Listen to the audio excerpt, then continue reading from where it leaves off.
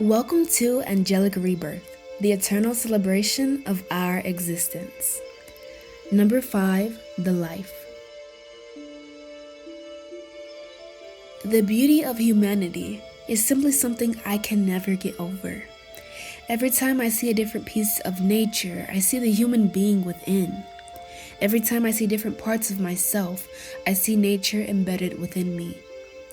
We see entire planets within the irises of our eyes. When you look inside a human cell, it resembles the cores and layers of our earth. The roots of a tree, the spine of a leaf resemble our veins. The stump of a tree resembles our fingerprints. Our lungs resemble the branches of trees. If our bodies are laid within the earth when we die, we decompose and become a part of the earth, helping for new life cycles to come in and come out, helping them to flourish and depart as we once have. The earth, our solar system, our galaxy, our universe, is embedded within each one of us, and so beautifully so. We are separate yet so interconnected, each our own small earth within this earth, a small galaxy within this galaxy, a small universe within the vastness of this universe. How blessed we each are to experience life here on such a beautiful planet, to create and alchemize the cards we were dealt into something more beautiful than we ever thought possible. How blessed we each are to be able to live in a time where we can travel all across the world so easily, experiencing so many different ways of life in many different places, experiencing so many different peoples, and seeing how beautifully different not only human cultures can be, but even human physicality and features. How blessed we are truly to just experience life, to experience love, to experience experiences in connection with other people, to realize that we are nature, to realize the infinite power that each of us has to do anything. With your one blessed life, are you going to let someone else tell you whether or not you are beautiful, whether or not you are worthy, tell you how to live your life? Don't do that. Because when you do, your life is no longer your own. And one day you just end up wondering, how in the world did I get here? And as much as you can try to blame others and point the finger, you can't blame anyone but yourself for allowing your life to be controlled by someone else. Don't give so much credence over what other people think, what their opinions are over yours. Why compare yourself to others when each person is their own vast universe? Does the sun compare itself to the moon? They are both integral to our earth, but their design and functionality are completely different. Imagine if Earth compared itself to Venus, if Uranus compared itself to Mars, if Jupiter compared itself to Pluto. Each of these planets' environmental and compositional makeups are entirely different, each having their own moons, their own rotations around the sun, their own orbits, their own universe within the solar system. Yet they still are all here, still coexisting with one another. They all still come together to make up our beautiful solar system, to create ours amongst the masses within this galaxy and within this universe. Imagine if the plants and the trees compared themselves. Imagine if a cactus chose to compare itself to an oak tree, if a lily compared itself to a rose, if water compared itself to fire. Each of these things have their place within nature, has room to thrive in their own unique environment. They thrive because they are true to their code, their language of being. If a cactus tried to be an oak tree, an essential part of the desert ecosystem and water cycle would disappear. If the sun tried to be the Earth's moon, our solar system would suffer greatly, the planet in ruin. Just as many species of an ecosystem thrive in biodiversity, so too do different types of human beings. And I'm not talking about physicality. I'm talking about who we are innately beyond our physical appearances. But over time, narrow boundaries about who a person should or shouldn't be have been created. And within each society, hundreds of millions of people are trying to fit into a few molds, a few types of possibility. And over time, shaving your soul down to fit into these molds, this is what causes unhappiness.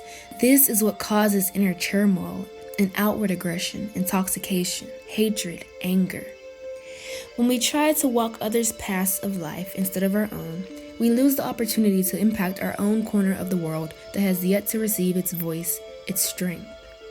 The beautiful thing about God is that everyone is gifted with their something. There's something that will impact their piece of the world in a beautiful way. I'm so grateful there are people who enjoy the things that I don't.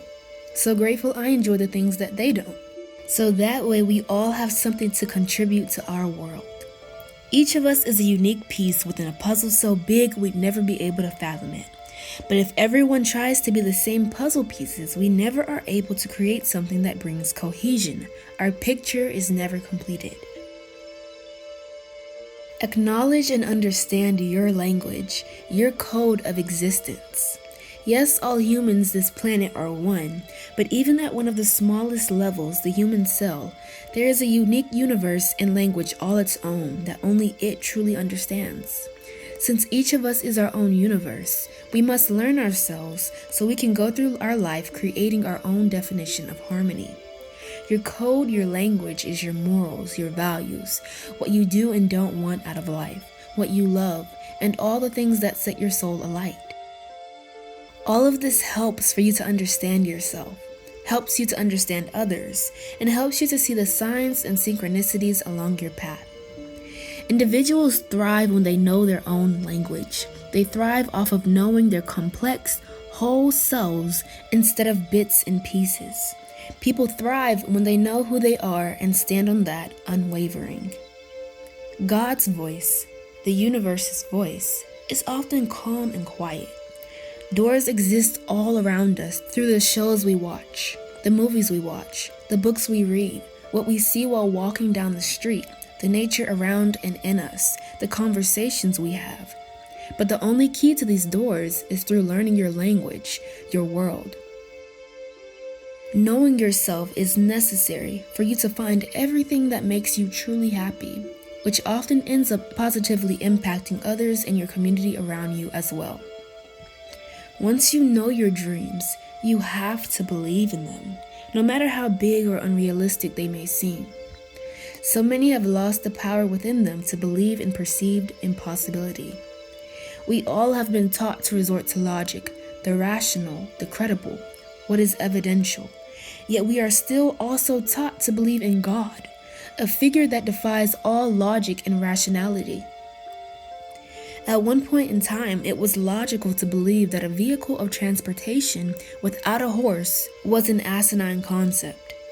At one point in time, it was rational to believe that anyone who could ever think that people could travel through the sky through a mode of transportation that could travel thousands and thousands of feet above the ground, anyone who believed that that could happen certainly belonged inside of a mental institution. The credible would have been anything but the belief that our entire ways of life would one day fit into a small electronic box that could fit into our pockets. Imagine being alive in 1605, believing that one day people would be able to talk to someone all the way across the world through a small metal box, when currently it takes you over a year to get a letter from the same exact place. You would be labeled psychotic. What is now our normal was once someone else's psychotic. It was only through belief that these things were brought into fruition and have now become our normal. If the people who had these visionary ideas simply believed they were impossible and let them rot in the back of their heads, we would not have many of the inventions that we do have today. We take for granted the belief that these inventors risked their entire lives upon. And now we often sacrifice our belief for those who would have been the same ones to laugh and snide at the revolutionary inventors who have shaped the world that we live in today. So believe, it is all we have. Belief breeds creation and innovation. Belief breeds evolution. Belief breeds a new age, makes the once impossible a hard fact. Plant your seed of belief so that you can reap your harvest. Because guess what? Every single thing is made up. Everything that exists now was once just made up and came from someone who just decided to do something. Whether it be the rules that guide our societies, the clothes we wear on the daily, the cars we drive, the designs of homes, the technology we use, the shows we watch, the books we read, the words that make up our very languages, all of it is made up, even down to the braid that so many people around the world know how to do. Think about it. This too, the common braid, was a creation, an invention. People from all over and around the world know how to do it. Doesn't matter the culture, the tribe, the part of the world. Billions upon billions of people know how to weave hair into a braid. Most to all of the world's population knows what a braid is. Imagine the soul long ago who came up with it, who decided they needed a way to keep their hair in place and out of the way, who decided they wanted to see something different done with the follicles coming out of their scalp. And imagine them learning that their creation lasted thousands and thousands of years, now embedded within all of the human population just as much as breathing is. Everything you look at, no matter where you are in this world, is someone's creation, someone's Mona Lisa, someone's universe, no matter how big or small. It's all amazing and extraordinary, all so different. A door carving, a shrilly pink rug, the rim of a car, the wallet you're carrying, the light bulb in your living room, your favorite book, the necklace you never take off. All of it is someone's creation, someone's universe. Creation surrounds us, and it is embedded within our DNA. We are all creators, from the words we speak, to the clothes we make, to the houses we build, to the societies that we lead. All of it is made up. All of it came from someone who just decided to do something, create something. So do something. Create the beautiful painting that is your life. Paint it vividly, boldly, authentically, passionately. Gift yourself the life of your dreams. Within each moment, we are getting older. We are getting wiser. We are becoming less of this and we are becoming more of that. Within each moment, you are still walking down your path, flowing down your river. It's up to you whether you want to walk with a fog over your head, barely noticing what's right in front of you, or decide to look around and enjoy everything as you see it, as you will never quite see it like you would in this moment ever again. Insecurity, doubt, shame, regret, it's all a fog that causes you to miss out on the vividity of life right in front of you. Stop creating demons and instead create your paradise. How you feel about yourself is all that influences how you see the world, the decisions you choose to make and choose not to make. It determines who you are and who you become. So you have to realize you're an entire galaxy inside of a human vessel. You have to realize that you're a complex being, that mistakes are literally as natural as breathing. You have to realize that society's perfection is unattainable because it constantly changes and molds into a new fad. You are you, and that's enough for you to have everything you've ever desired. Believe in it right here, right now.